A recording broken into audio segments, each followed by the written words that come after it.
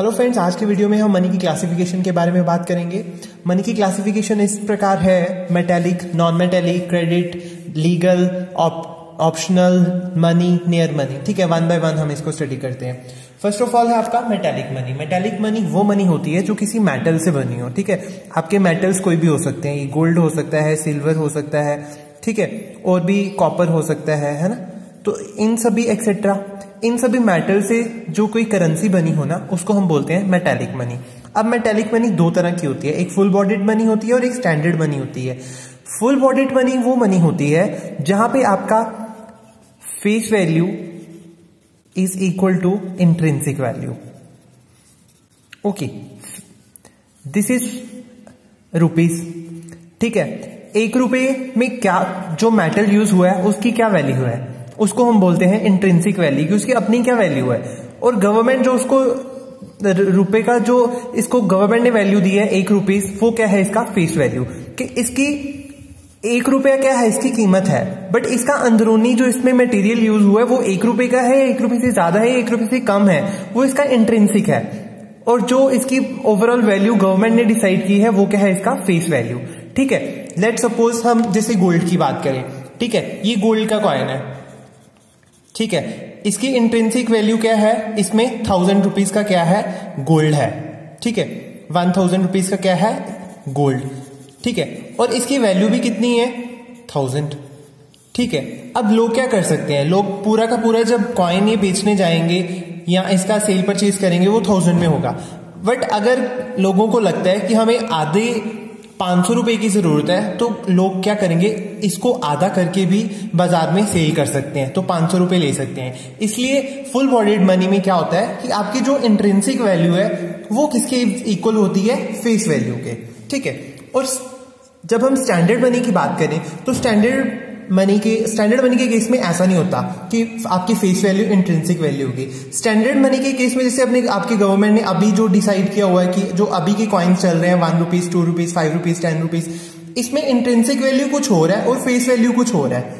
ठीक है, इसकी फेस वैल्यू लेट सपोज अगर हम 10 रुपीज की बात करें तो 10 रुपीज का जो हमारा कॉइन है उसकी 10 रुपीज उस पे उसके बनाने पे कॉस्ट है, उसका जो अंदर मटेरियल पड़ा है उसकी 10 रुपीज कॉस्ट नहीं है उसकी। बट गवर्नमेंट ने डिसाइड किया है कि इसका क्या प्राइस रखेंगे हम, इसका हम 10 रुपए देंगे इसको। ठीक है, इसको क्या नाम देंगे हम, 10 रुपए का कॉइन होगा ये। जिसने गुड्स एंड परचेज करना है तो वो इससे 10 रुपए का कर सकता है, बट इसके बीच जो मटेरियल है वो 10 रुपए का नहीं है। इसको हम बोलते हैं स्टैंडर्ड मनी। ठीक है, this is a basic difference between full bodied money and standard money. Next आपका आ गया नॉन मेटेलिक मनी। अब नॉन मेटेलिक मनी कौन सी होगी, जिसमें आपके मेटल्स का यूज नहीं होगा। ठीक है, इसमें क्या होगा, आपका कैश। कौन सा कैश होगा, आपका पेपर मनी। इसलिए इसका दूसरा क्या नाम है, पेपर मनी। जो भी आपकी करेंसी पेपर की फॉर्म में होती है ना, उसको हम बोलते हैं नॉन मेटेलिक मनी। अब सबसे पहले है रिप्रेजेंटेटिव मनी। रिप्रेजेंटेटिव मनी आपकी जो भी मॉनेटरी अथॉरिटी है। ठीक है, मॉनेटरी अथॉरिटी कौन है इंडिया में, आरबीआई। ठीक है, आरबीआई जो भी करेंसी पब्लिश करती है, ठीक है, जितने भी रुपए के जितने भी ये करेंसी है ये छापती है, किसमें, पेपर की फॉर्म में, जो पेपर वाला। ठीक है, हमारे पास 100 रुपए का नोट है। ठीक है, 100 रुपए का नोट है तो ये क्या रिप्रेजेंट कर रहे हैं कि आपके पास 100 रुपए है। 500 है तो क्या रिप्रेजेंट कर रहे हैं कि आपके पास 500 रुपीज है। आप इसको कहीं भी जाके क्या कर सकते हो, इसके बदले गुड्स एंड सर्विसेज ले सकते हो। ये रिप्रेजेंट कर रही है, ये आपकी मॉनेटरी अथॉरिटीज ने डिसाइड किया है कि ये जो है आपकी रिप्रेजेंटेटिव मनी है। अब कन्वर्टेबल और इनकन्वर्टेबल मनी कौन सी होगी। कन्वर्टेबल मनी वो मनी है जिसको आप बाजार में जाके इजीली कन्वर्ट कर सकते हो। ठीक है, आपके पास 50 रुपए का नोट है। ठीक है, आपने मार्केट से अगर कुछ सामान खरीदना है तो इसके बदले आप मजे से इसको कन्वर्ट करा सकते हो, गुड्स एंड सर्विसेज खरीद सकते हो। अगर आपको 50 रुपए के छुट्टे चाहिए तो आप वो कन्वर्ट करवा सकते हो।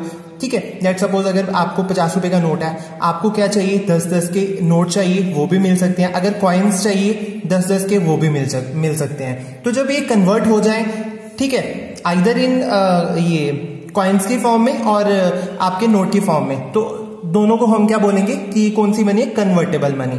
तो इनकन्वर्टेबल मनी जब कन्वर्ट ना हो, लेट सपोज आपके पास कोई चाइना की करेंसी है या जापान की करेंसी है, तो ये इजीली आप किसी भी दुकान के पास चले जाओ, ठीक है, आप किसी शॉपकीपर के पास सामान लेने चले जाओ और उसको बोलो ये ले तू मेरे पास चाइना की करेंसी और मुझे सामान दे दे, वो इजीली एक्सेप्टेबल नहीं होगी, है ना, वो कन्वर्टेबल नहीं होगी।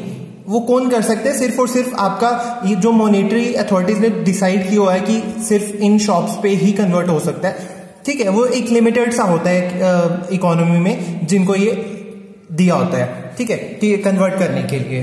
बाकी हम इस चीज को क्या बोलेंगे? इनकन्वर्टेबल मनी। हम 1 रुपए के नोट को भी बोल सकते हैं। जैसे अब 1 रुपए का नोट है, इसको आप कैसे कन्वर्ट करोगे, किसमें कन्वर्ट करोगे, क्योंकि इससे छोटी तो कोई करेंसी होगी नहीं। तो 1 रुपए का नोट भी, इसको भी हम क्या बोल सकते हैं कि इनकन्वर्टेबल है, ये इसको हम कन्वर्ट नहीं कर सकते किसी भी फॉर्म में। ये 1 रुपए के फॉर्म में भी आप एग्जाम्पल दे सकते हो और आप फॉरेन करेंसी की भी एग्जाम्पल दे सकते हो इसमें, ठीक है। लेट हमारा नेक्स्ट थर्ड आ जाता है हमारे पास क्रेडिट या बैंक मनी। अब देखो पॉपुलर इस समय कौन सी है? Bank money. अगर हमारे पास देखो हमने बैंक में पैसे डिपॉजिट करवाए हुए हैं, हम जब चाहे क्रेडिट कार्ड यूज करके, डेबिट कार्ड यूज करके, चेक यूज करके हम ले सकते हैं उसको कभी भी किसी भी टाइम। और इसी से बैंक क्या करता है, जो हमारे पैसे, वो हमारे सेव्ड पैसे, वो इसी से आगे क्रेडिट क्रिएशन करता है मनी का, इसी से पैसे बनाता है बैंक, ठीक, क्योंकि हम जो पैसे देंगे वो आगे लोन पे देगा, हमको वो रेट ऑफ इंटरेस्ट कम देगा, बट उनसे जो है वो रेट ऑफ इंटरेस्ट ज्यादा लेगा, तो और इससे पैसे कमाता है बैंक भी। तो इसलिए इसको बोलते हैं बैंक मनी या क्रेडिट मनी।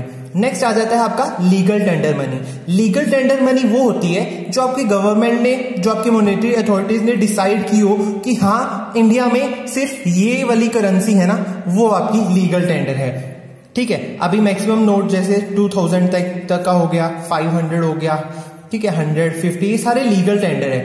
अभी देखो जब डिमोनेटाइजेशन हुआ था, डिमोनेटाइजेशन के टाइम पे क्या बोला था गवर्नमेंट ने कि जिसके पास 500 और 1000 रुपीज के नोट हैं, ये क्या कर दिए गए हैं, ये अब लीगल टेंडर नहीं रहे, ठीक है। तो आप इनको बैंक में क्या करवा लो, कन्वर्ट करवा लो, सो दैट इसके बदले आपको नई करेंसी मिल जाए, ठीक है। तो ये क्या था, एक लीगल टेंडर नहीं रहे ये नोट। तो लीगल टेंडर कौन से हैं? जो नए आए इसके बदले, जो 500 के नए नोट आए, 2000 के नए नोट जो अभी हैं, जो अभी चल रहे हैं, ठीक है, आरबीआई जिनको दे रहा है, ठीक है, आरबीआई ने जो क्या किए हैं, नोट छापे हैं, बस वही आपके लीगल टेंडर हैं। और ऑप्शनल मनी कौन सी होगी?